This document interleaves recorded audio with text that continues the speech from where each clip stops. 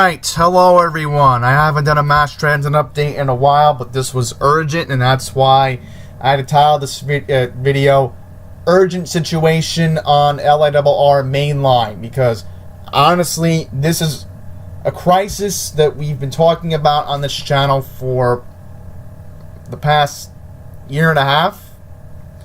And today was just another blatant example of how disgraceful this main line is.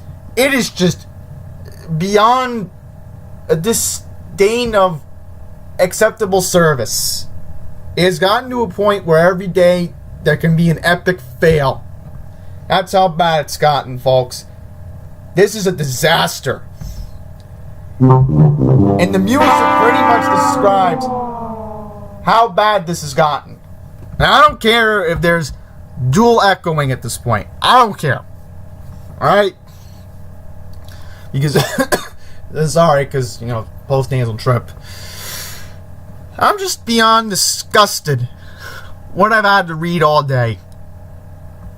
So we're going to get into what happened, because there's also bigger issues today on the Queen subways. And then we got to talk about the ADA problem getting worse on the subways. So, this morning, we had a broken rail at Mineola. So, this happened earlier this morning on the Oyster Bay, Huntington, and Ronkonkoma branches.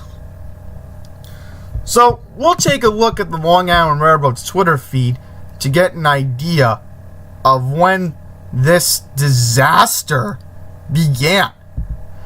So let's see, the first issue was reported, I'm trying to get you all an accurate time so we can get an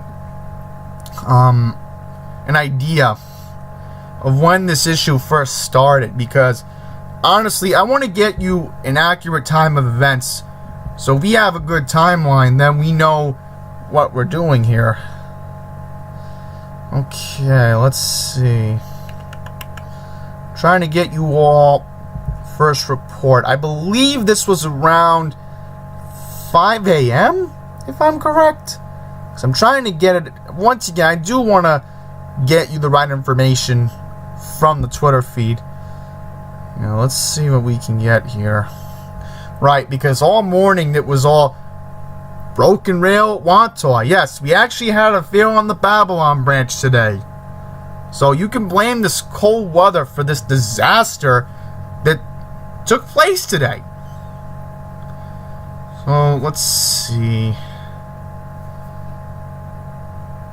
Trying to get you all an idea.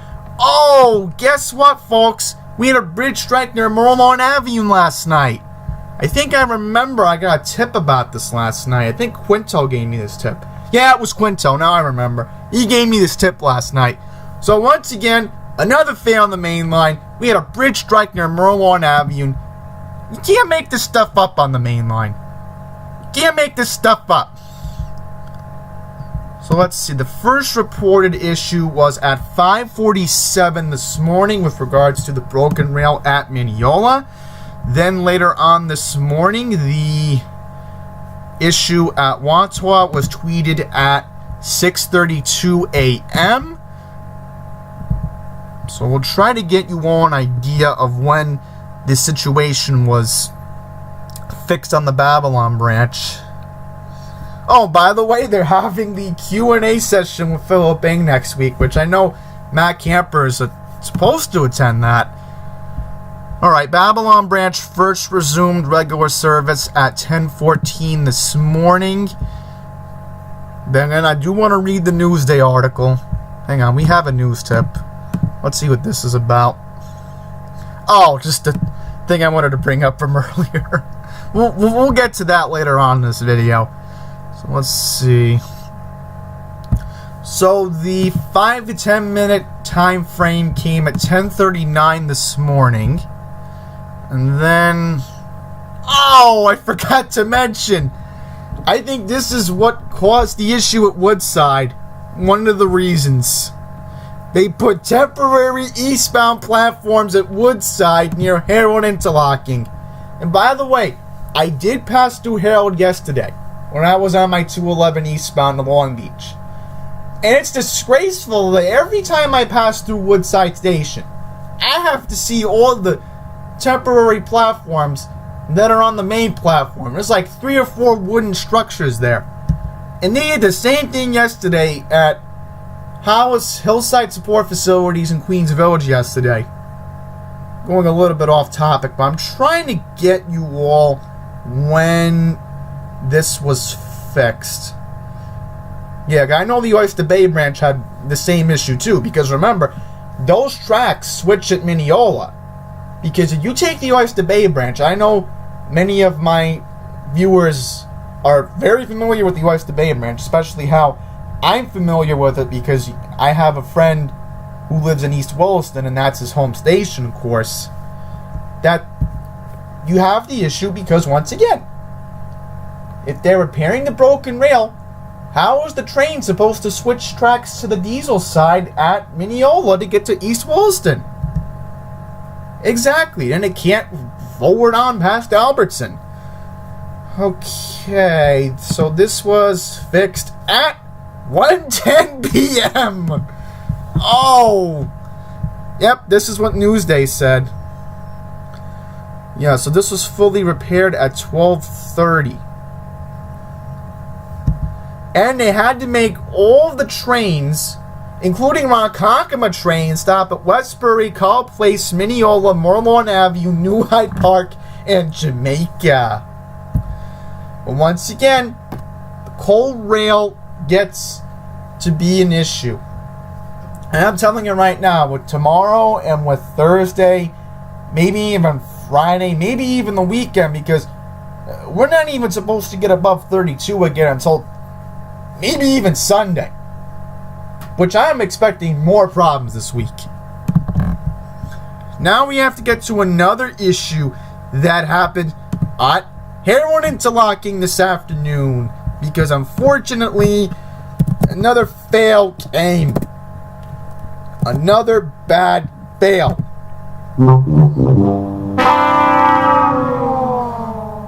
So here's what happened. Eastbound trains out of Penn Station had to bypass Woodside, except for the Port Washington branch, Forest Hills, and Kew Gardens due to switch trouble near Woodside. So once again, this was probably due to 2 reasons. 1, probably something happened when they were taking out the temporary platform at Woodside, and or 2, another poorly constructed disaster through Heroin Interlocking. You gotta blame Heroin Interlocking for this, because if it's not Harold, where else are you supposed to blame?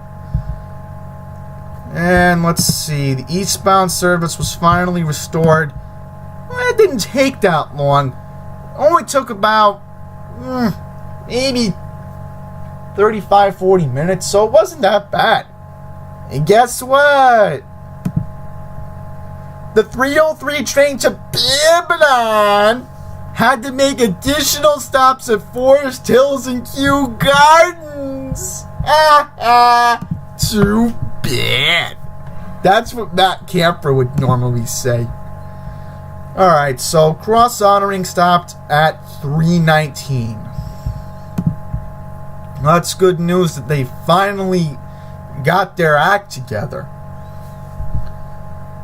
So now we're going to talk about safety, because we have a lot of unsafe issues on this railroad. So you see here, take a look at this. This is duct tape. This is an M3 that was duct taped.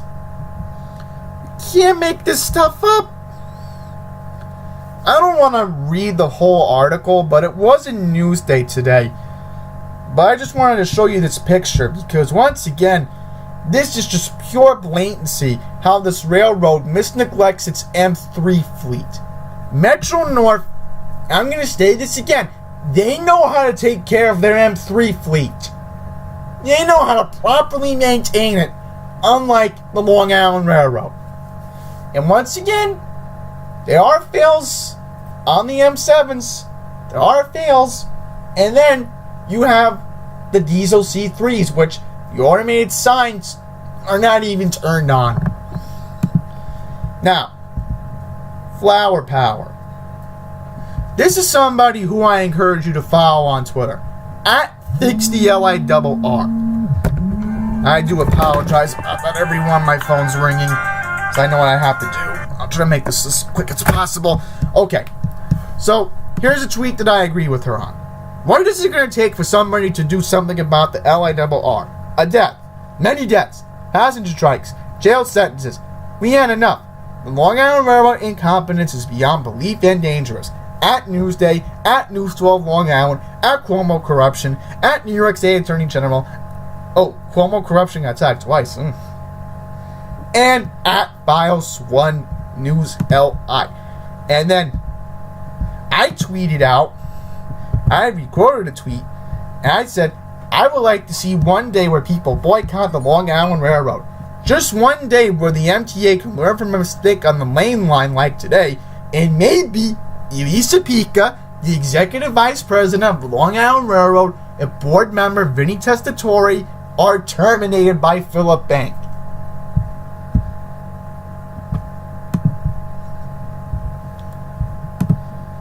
Alright, and then I would too. Half of the job site would be missing. I would love to see one day where there's no ridership on the railroad. I would love that. Just to prove the point.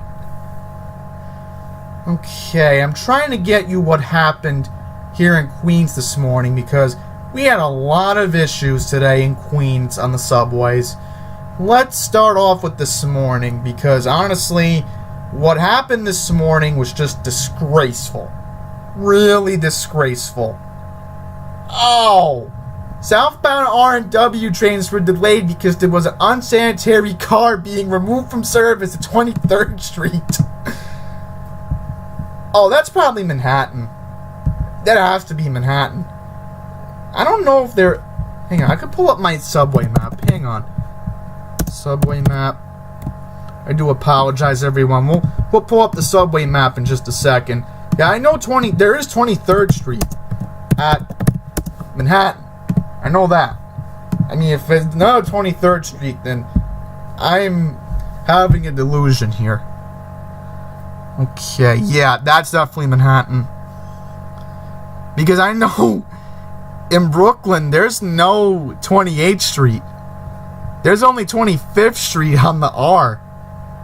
And I know for a fact that W ends at Whitehall Street, so that is correct. Okay, I'm trying to get you all what happened. Okay. Here we go. So this morning, I actually got a notification from Notify NYC regarding this issue. So pretty much what happened was... I'm trying to get you the thread from this morning. Yeah, here we go. There was a signal problem earlier this morning around 7:41. So when I woke up at 8 o'clock this morning, that's the first thing I found out from Notify NYC. So, pretty much, service was suspended between Ditmars Boulevard and 57th Street, 7th Avenue because of a signal problem between Queensboro Plaza and 39th Avenue. And by the way, I quickly want to mention, 39th Avenue was reopened yesterday. So I quickly want to mention. And kudos to NYCT Subway, Q100, Q101 buses, trying to get people to Queensboro Plaza so they can try and take the 7 into the city. So that's good communication right there. Very good communication. Let's just confirm these bus routes for a sec. So I am curious. Right, between Long Island City and Rikers. Right, I'm definitely sure that it goes near Queensboro Plaza. Yeah, it does. Right, so kudos to them. Big kudos to help people. Oh, I also forgot. It does go to 21st Street, Queensbridge. Yeah, now I remember. Q100 bus goes right to 21st Street and Broadway where the Bel Air Diner is. And, of course, my dad's repair shop, Punjab. Which, by the way, if you have a Lincoln Town car, I highly recommend going in them there. They know what they're doing. So let's check Q101 for just a second. Q101 bus. Yeah, that goes over the Ed Koch Bridge. So once again, I'm finally right about something. See, once again, on this channel, nobody knows Queens more than Andy's Randomness. I guess that's what Matt Camper always says all the time. Yeah. So once again, kudos to at NYCT Subway. I gotta give them credit for helping people transfer to the 7 this morning. Right. And again, you can't control traffic. I'm sorry. You can't control traffic on 21st Street during rush hour, especially by Broadway, and especially by Ditmars Boulevard. That is something out of the MTA's control. They can't do anything about that. Somebody was complaining about traffic, which again, you can't really control traffic during rush hour. I want to show you this. Some southbound E and M trains had to bypass Lexington Avenue and 53rd Street because of a malfunctioning escalator that caused overcrowding on the platform. You can't make this stuff up. So all the people trying to transfer to the 6 train this morning got screwed. I really do feel bad for them. But they had to deal with that. Trying to get you what happened in Queens, because once again we do have to wrap up this video with the awful story that I did hear earlier when I was with my friend as we're driving home from Long Island earlier this afternoon. Trying to get you the information. I did see something in Queens earlier this afternoon. Oh boy. Unruly passenger in Brooklyn on the F. Oh, I quickly want to mention good news. I will happily report to you all that the unsanitary car that I did report, because it's unsanitary because graffiti was on it, was reported by me, and NYCT Subway probably told somebody about it, and they hopefully took the car to get cleaned. Alright, so on an issue, Jamaica Center bound E, 71st Avenue bound M were delayed because somebody needed medical assistance at 53rd Street, 5th Avenue. Okay. Then they had to get EMS assistance for somebody at Briarwood. Southbound F trains had to go express from Parsons Boulevard to Kew Gardens Union Turnpike. So they told people to take a northbound train. Once again, headaches. Big headaches. And surprisingly, in the past 2 hours, I'm recording this at 5:45. There's no issue on the subway on the Long Island Railroad. Well, let me confirm that. Yep. No issues on the Long Island Railroad or the Queens subways or the subway system in general, so that is impressive. Alright, last thing we're going to talk about today was unfortunately this story that's been widely reported. Gonna put that on mute. So, here's what happened. A young mom from Connecticut took a fatal fall down a flight of stairs in Manhattan as she carried her 1-year-old daughter in a stroller last night. Malaysia Goodson, 22 years old, fell down the stairs and onto the platform at the BDE station at 53rd Street and 7th Avenue at 8 p.m. last night. The fall knocked the Stanford woman unconscious, but her daughter was uninjured. A station agent told the New York Daily News that commuters rushed up to the stairs to tell her a woman had fallen. The agent contacted her supervisors, who called the police. Medics took Goodson to Mount Sinai West Hospital, but unfortunately she could not be saved. So, once again, another tragic situation of, once again, no ADA accessibility. And again, I know that station very well. I'll show you the map just to prove a point, because we were looking at the map earlier to confirm something. So we're going to have to do it again just to prove my point. So take a look at this. No ADA accessibility. The only station within that area that maybe she could have used. I don't know. There were two options.